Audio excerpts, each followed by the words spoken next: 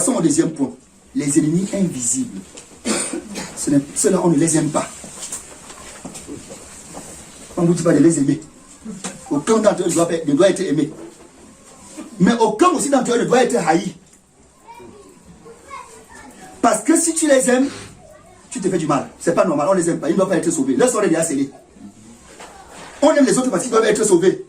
Vous avez passé l'éternité avec Dieu. Mais ceux-ci-là, leur sort est déjà scellé. Donc ne les aime pas. Alléluia.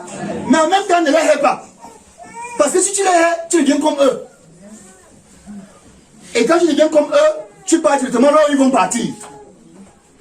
On est ensemble? On est ensemble? Voilà. Premier ennemi, dans ce cadre-ci, la chair. La chair.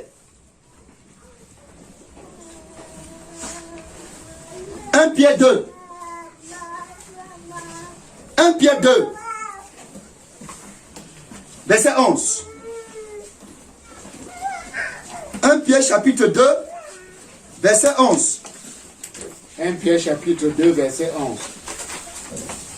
Bien-aimés, je vous exhorte comme étrangers et voyageurs sur la terre, à vous abstenir des convoitises charnelles qui font la guerre à l'âme. Les convoitises charnelles qui font quoi? La guerre à l'âme. Avez-vous suivi les mots là? Qui font la guerre à l'âme. La question c'est, pourquoi est-ce que les convoitises charnelles font la guerre à l'âme? Parce que le salut a été promis à l'âme. Le salut de Dieu a été promis à l'âme.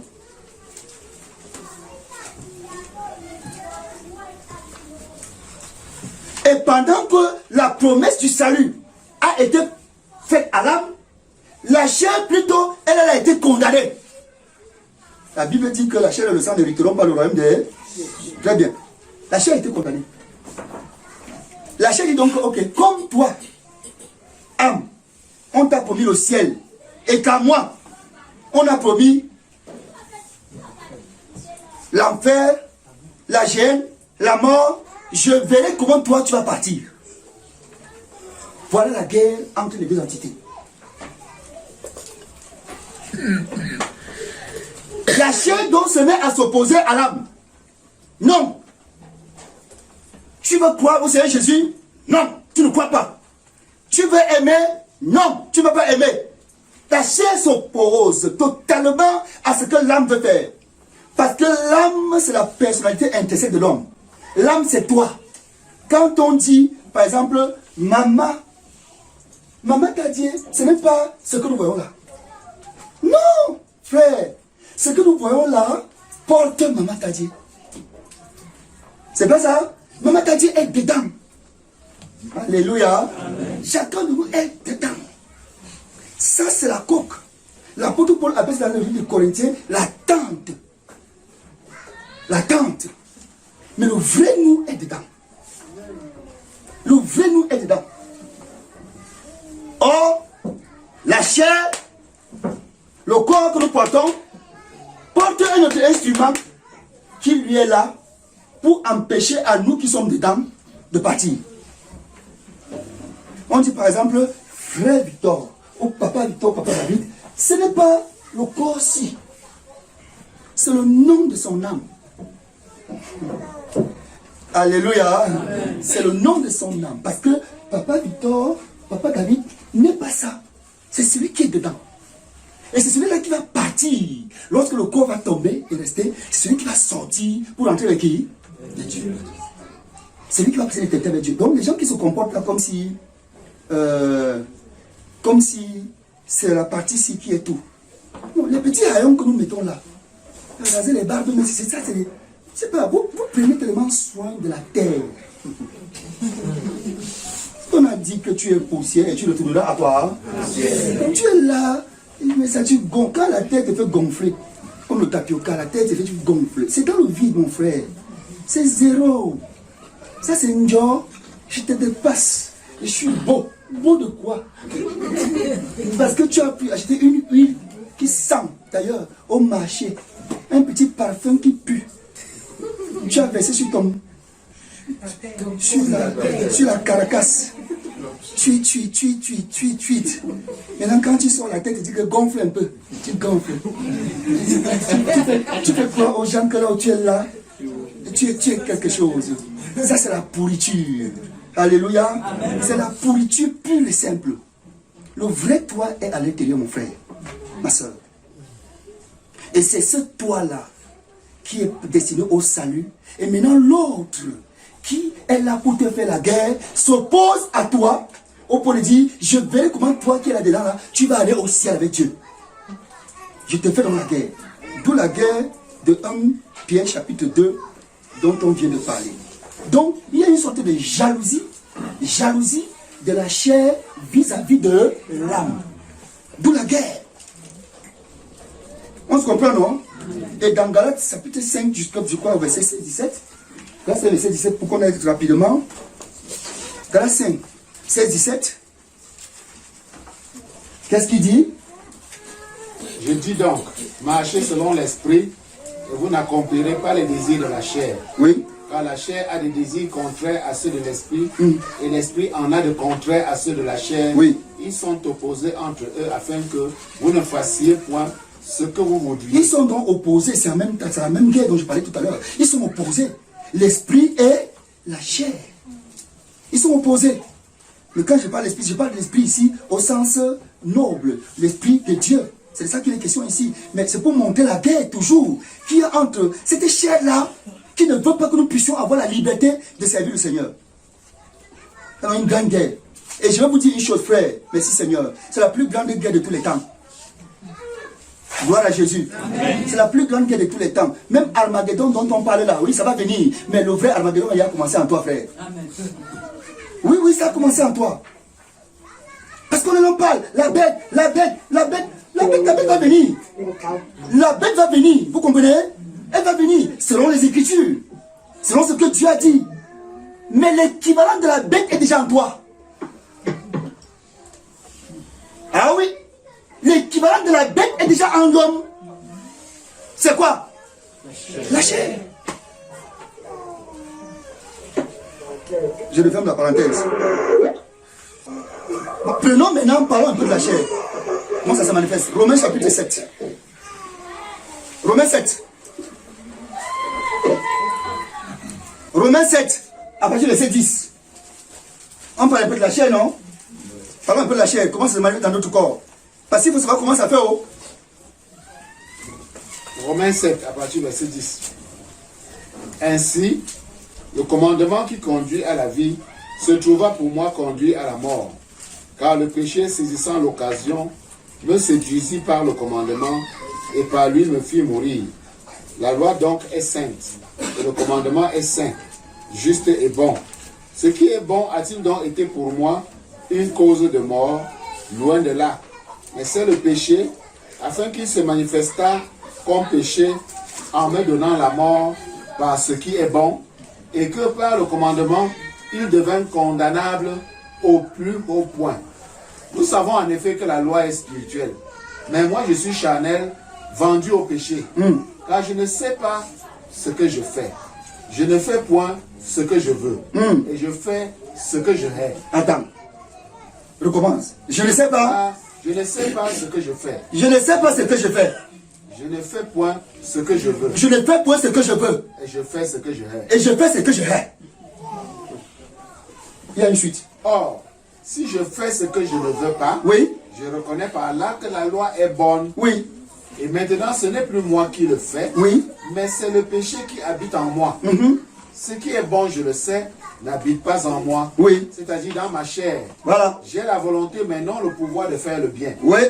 Car je ne fais pas le bien que je veux. Je ne fais pas le bien que je veux. Le mal que je ne veux pas. Et je fais le mal que je ne veux pas. Et si je fais ce que je ne veux pas, si je le fais, ce n'est plus moi. C'est plus moi qui le fais. C'est le péché qui habite en moi. C'est le péché qui habite en moi. Je trouve donc en moi cette loi. Je trouve donc en moi cette loi. Quand je veux faire le bien, quand je veux faire le bien, le mal est attaché. Le mal est attaché à moi. Car je prends plaisir à la loi de Dieu, oui, selon l'homme intérieur. Oui. Mais je vois dans mes membres. Je vois dans mes membres une autre loi. Qui lutte contre la loi de mon entendement. Qui lutte contre la loi de mon entendement. Et qui me rend captif de la loi du péché. Qui est dans mes membres. Qui est dans mes membres. Vous comprenez ça? je sais que, j'ai dit, Jean, je sais que ce que je fais là n'est pas bon. Ce n'est pas bon. Il n'est pas bon d'insulter. Alléluia. Amen. Exemple, il n'est pas bon d'insulter. Il n'est pas bon de se mettre en colère. Il n'est pas bon de garder les rancunes. Il n'est pas bon d'être orgueilleux. Je le sais. Parfois même, je me dis, il n'est même pas bon que je le fasse.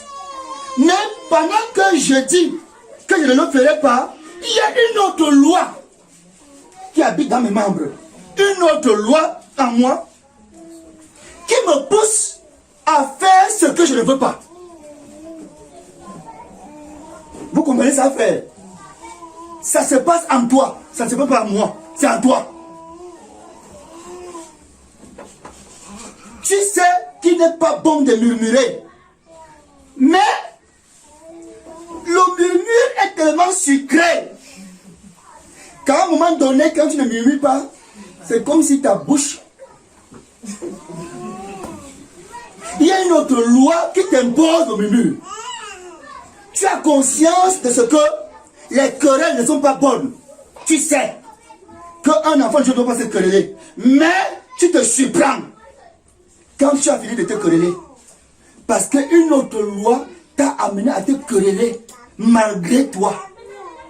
Tu as la volonté, mais tu n'as pas le pouvoir. Alléluia. Tu as le pouvoir. Tu n'as pas le pouvoir de résister à ça. La chair dont on parle, ce n'est pas le corps physique. La chair, c'est cette loi dont parle l'Esprit par l'apôtre Paul, qui habite dans notre corps physique et dont la mission est de nous pousser toujours à faire ce qui est mal. C'est ce qu'on appelle la chair, au sens mystérieux du terme. Donc depuis hier, quand on parle de la chair, ce n'est pas le corps physique. C'est vrai, il y a la chair au sens physique, qui porte, comme je l'ai dit tantôt, la maman. Ça, c'est la chair au sens physique. Mais dans cette chair au sens physique, se trouve une autre loi qui a pour mission de te pousser à faire ce qui est mal. Tu entends quelqu'un qui dit, laissez-moi parler. Tu ne me parles pas. J'étouffe. J'étouffe. Je vais étouffer.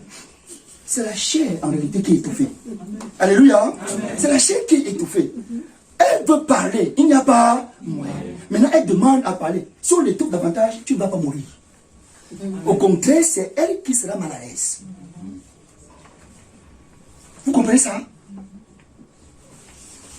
Cet ennemi-ci est dangereux. Pourquoi? Parce qu'il est attaché à nous. Il est lié à notre personne. Il dort avec nous. Il se réveille avec nous. Quand on se lève, il se lève. Quand on mange, il est là. Quand on veut boire, il observe. Il pense. Quand on pense, il sait ce qu'on a pensé. On veut aller à la réunion de prière, il dit non. Ce n'est pas important. Parce qu'il sait ce que tu peux prendre comme remède contre lui. Alors le gars te dit non, ne parle pas à cette réunion. Elle n'est pas bonne pour toi.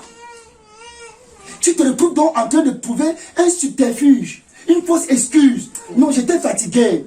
Je me suis senti abattu subitement. Quel subitement? C'est la chair qui t'a abattu subitement. Après, il dit, quelque chose à moi m'a fait comprendre que la réunion là, quelque chose là, c'est la chair.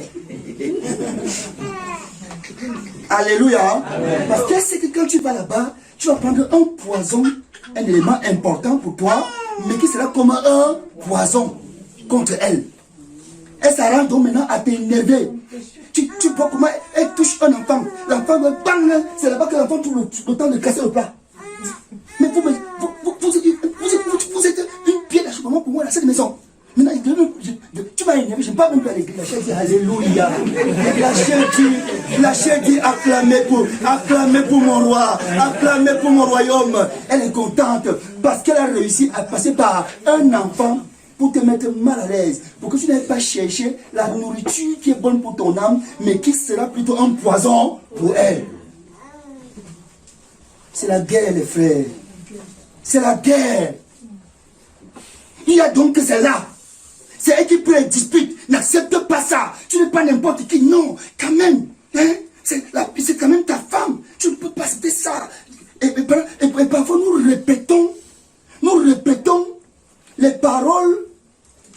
chair sans le savoir. Sans le savoir. Et on se met donc à lui obéir de manière subtile, sans le savoir. Et on lui obéit de manière, c'est-à-dire de telle manière que c'est après des années qu'on se rend compte qu'on a été mené en bateau. La chair manipule les chrétiens tous les jours. Tous les jours. Donc c'est là, dans le corps, c'est là. Tu penses faire quelque chose pour Dieu, elle te dit non, ne t'inquiète pas, ça n'est même pas important. Laisse même. Oh non, mais tu peux faire ça demain. Il y a encore du temps. Le verset qui dit racheter le temps là. Tu es déjà à côté. La chair dit j'ai gagné la journée d'aujourd'hui. Quand sera-t-il demain? On va voir. C'est la guerre. Alléluia. Elle est là. Il ne faut pas que cet homme se m'échappe. Ça ne va pas se passer comme ça. Elle est là, cachée là. Les querelles, elles suscitent. Les divisions, elles suscitent. Dès qu'elle voit 2, 3, 4 personnes marcher ensemble, elle dit quoi? Quoi? Depuis quand les gens s'y marchent ensemble? On va les diviser. On va les diviser. Bon, qu'est-ce qu'on fait? Qu'est-ce qu'on fait? Qu'est-ce qu'on fait? On cherche un instrument parmi vous. Tiens, le gars vous soit une touche. Après, vous voulez parler, même, il prend son sac, il s'en va. Voilà la division qui est venue. Sur le coup de la chair. Je vous dis, l'ennemi le plus dangereux. Pendant qu'on est concentré sur l'autre, et ses lieutenants, et ses esprits méchants, à lutter contre eux, à leur envoyer le piment, à les paralyser, à les détruire. Pendant qu'on fait ça, son ambassadeur nous ronge et prend nos vies tellement en otage que parfois on n'arrive même pas à s'élever. Je voulais vous dire quelque chose, frère. 90% des problèmes que nous avons sur cette terre, c'est la chair. Je dis 90%. Les 10 autres pourcents là, on attribue ça au monde et peut-être de l'autre côté à leur patron. Mais 90% des problèmes sur cette terre, c'est la chair. Dans les foyers, la chair. Dans les maisons, la chair. Au sein de l'église, la chair. Partout, la chair. La chair. La chair. La chair. C'est elle qui pilote tout dans l'ombre. Au point où, quand vous n'êtes pas enseigné pour savoir quelles sont ces astuces, vous pouvez subir pendant des années et des années. J'en ai été victime.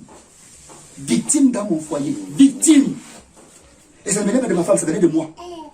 Je vous ai dit ça hier. Ça venait de moi. Suffisant à souhait. Orgueilleux. Arrivé. J'ai traversé la ligne arrivée. Personne d'autre sur le sol. Tout ça parce que à la fin, il faut que la chair se réjouisse. Frère, voilà un des ennemis, un des puissants ennemis du chrétien. Je n'ai pas envie de tout dire. Mais je vais terminer sur un point. La chair parle, frère. Amen. Amen. Après le Saint-Esprit, je mets Dieu de côté, Jésus de côté. Après le Saint-Esprit, celui qui parle beaucoup, c'est la chair. L'entité qui parle beaucoup, c'est la chair. Et elle parle comment? Elle parle en toi, dans ta conscience, dans ton cœur. Hier, on a vu les impudicités, les impuretés, les idolâtries, la sorcellerie, la magie, les querelles, les divisions, les animosités. Tout ça a été où? Dans le cœur. Maintenant donc, nous savons aussi que c'est dans le même cœur, c'est pas le même cœur qu'on pense, n'est-ce pas? Jésus dit aux hommes, pourquoi avez-vous de telles pensées dans vos cœurs? Donc c'est dans le cœur, en même temps. Pendant ce temps, tu sens une pensée qui part de ton cœur, qui monte. Insulte-le. Insulte-le. Tout doucement. Même pas fort. Insulte-le. Comme l'autre a dit à Jésus, si tu m'adores, je te donnerai tout ce royaume si tu m'adores. C'est ça qui parle. Insulte-le. Tu entends? Regarde, tu as des insulteurs. Regarde-moi. Ce n'est pas sorti, mais c'est déjà sorti. Parce que c'est encore dans ta conscience, c'est encore dans ton cœur. Vois-moi comment elle est. Elle est comment? Tu as vu quelque chose que tu n'as pas décrit et tu as insulté.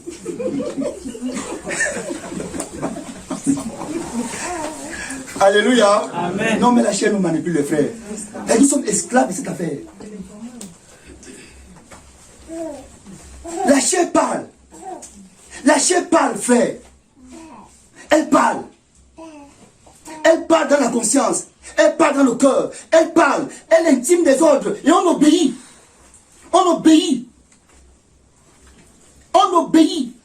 Et on se soumet souvent sans qu'il y ait une simple opposition. Ça passe comme il était à la poste. Sans frein.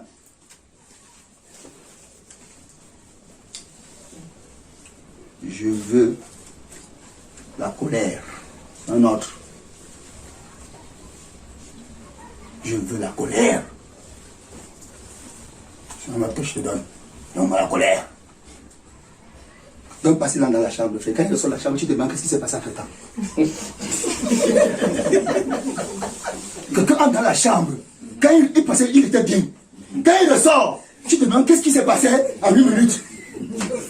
Parce qu'il est arrivé là-bas dans la chambre, il a reçu un autre ordre. Alléluia. C'est quelqu'un que vous ne maîtrisez pas. Parce qu'on lui a dit la colère. Quand il ressort, c'est comme un lion. La maison aussi. Quelqu'un s'amuse. Qu'est-ce qui s'est passé, papa? Eh, pour le calme. Tu pars à qui? Qu'est-ce qui s'est passé? En 1 minute, comme le essuie-glace, l'humeur a changé. La chair. Oh non. Tu vois quelqu'un, il peut manger juste une demi-boule de couscous, mais la chair lui dit mange, mange, mange. En mangeant, c'est un... Parce qu'il obéit à la chair. Et la Bible appelle ça les excès de... Quelqu'un peut boire un petit jus, il boit 2, 3, 4, 5, 6, 10. Après ça, on dit diabète.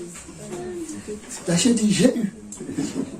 Au moins, celui-ci, ton taux de glycémie, là, maintenant, on va gérer ça. Il faut qu'il m'invite. C'est ça, frère. Il y a tellement d'astuces de la chair que je ne sais pas ce qu'elle peut vous dire. La chair parle.